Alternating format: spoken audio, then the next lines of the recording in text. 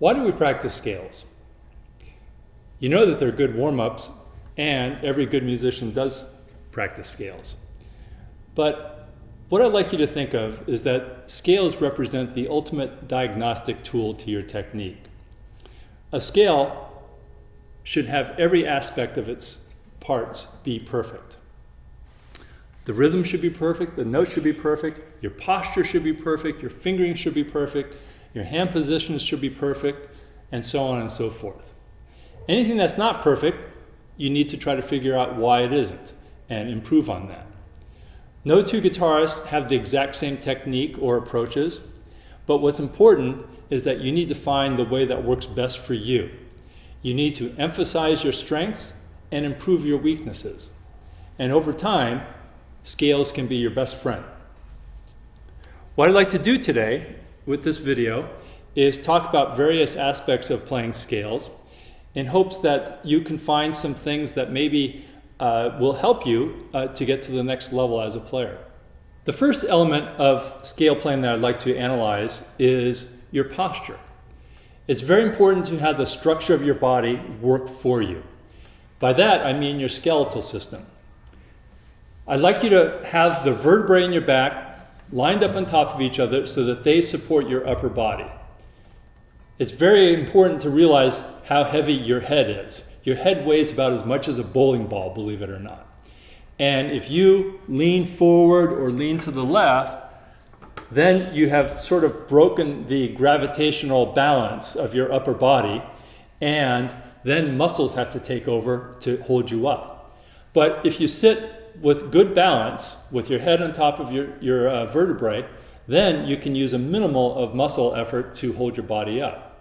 I'd like you to think that your balance should be such that both the left and the right side of your rear end feel like they're equal on the chair.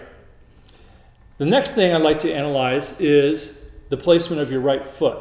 Frequently, people place the right foot flat, whether they're using a footstool, a guitar frame, or a pillow. I'd like you to analyze that for yourself and find out what the best spot is.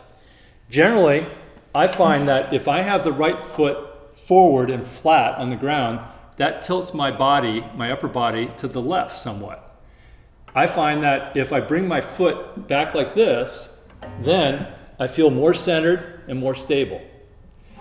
I don't think that the right foot needs to be planted on the ground in this position to steady your body. I think balance is more important than being steady in that regard.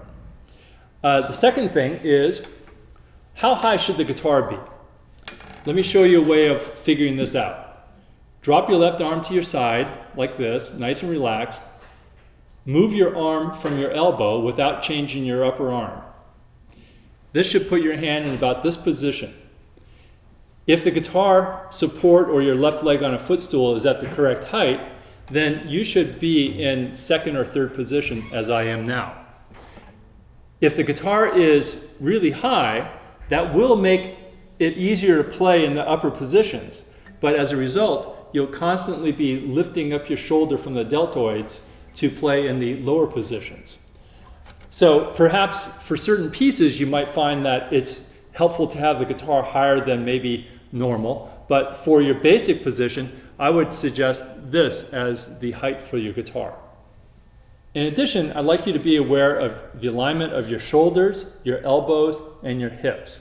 As much as possible, keep them on the same plane. You want to avoid major twisting like this. If you have a twist like this, then you're going to be straining all the muscles in your back and your abdomen. So avoid that. This would be the ideal position for playing the guitar, but unless you play an ukulele, that's not going to be possible. But when I sit up with the guitar, if I have a gentle angle forward here, then my right elbow stays pretty close to being in alignment with my body, as does my left. So that's what I'd like you to strive towards. If I have the body of the guitar perpendicular to my leg, that's going to bring me out forward with my right side. My right elbow is well ahead of my left elbow. I'd like you to avoid that. Now let's look at some left hand issues. First, I'd like you to grab a pencil or pen and hold it as if you're playing the guitar. Notice where your left hand naturally lands, pretty much behind the second finger, both in terms of this plane and this plane. That's generally the best balancing point for your thumb. However, that will change as you go from first position to the upper positions. When you're down in first position, your thumb should pretty much be behind your second finger. As you go up to the higher positions, your thumb is going to now be closer to your index finger. Obviously, as you go above the 12th fret, your thumb's going to lag behind.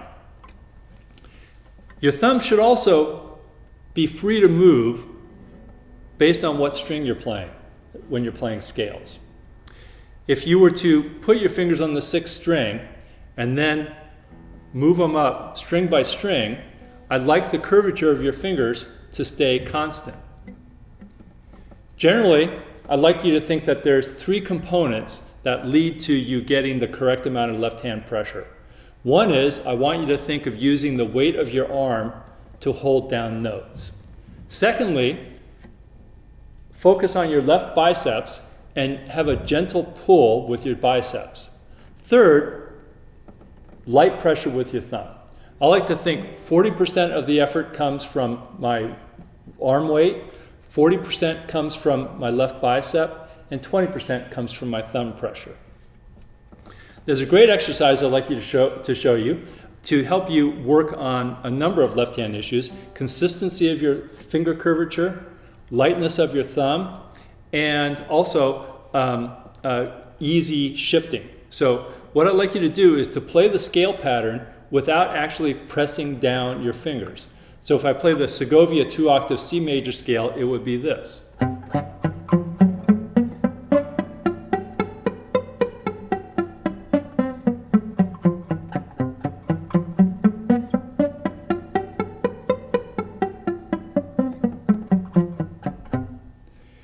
When you do that, you're naturally going to move your thumb in the correct spot, and you're naturally going to keep a very consistent finger curvature, both of which are ideal. Then, after you've done that a few times, just try one element at a time. Here I'm going to just use arm weight to help me hold down the notes.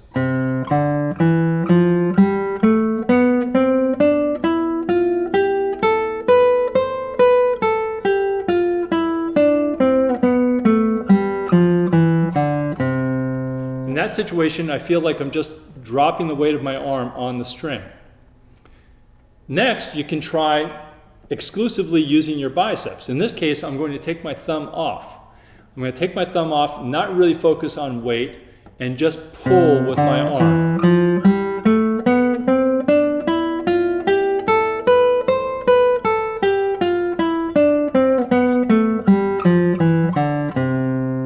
When you put it all together, you should have a very light thumb.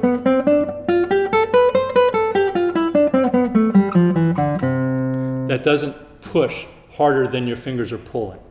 That's very important. Another issue is that when you are changing positions, especially when you go up above the 12th position, you need to prepare for that. I'm going to give you a rule. Don't change hand positions when you shift. So if I'm going to play a 3-octave scale, notice that when I get up to the 7th position, I'm going to drop my shoulder and bring my left wrist slightly forward. Then, when I shift up to the 12th position, you won't see any change of hand position.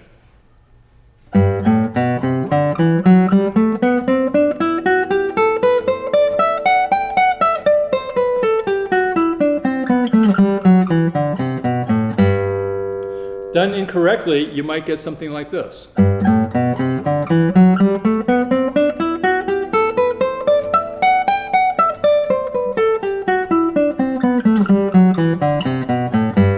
Obviously, that's to be avoided, where you keep your hand back and then you make a rapid movement at the same time that you shift.